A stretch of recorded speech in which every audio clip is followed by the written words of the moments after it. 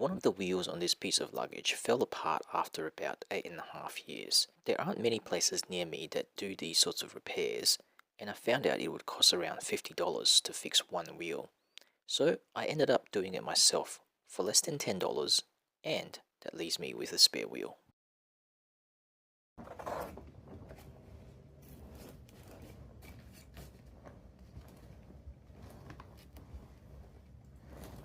So I've had this luggage wheel that I needed to replace for a while. Here are the original wheels that are on there, and this is one which has broken apart.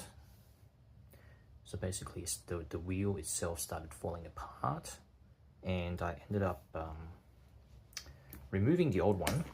I basically had to, where's the missing piece? I basically had to take a hacksaw and cut through it to break up, basically chop off the, I don't know what you call this, the axle part, which goes through the middle here.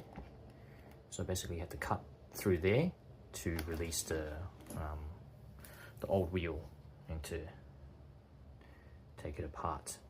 Then I had to look for a replacement wheel.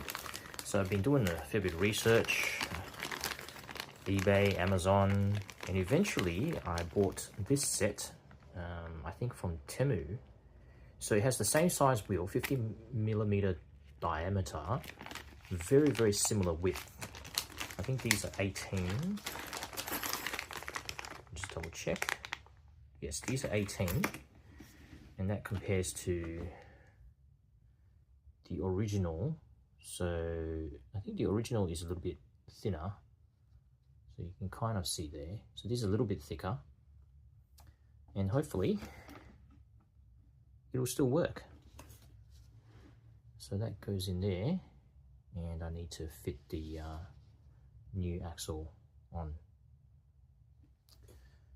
So that's the plan.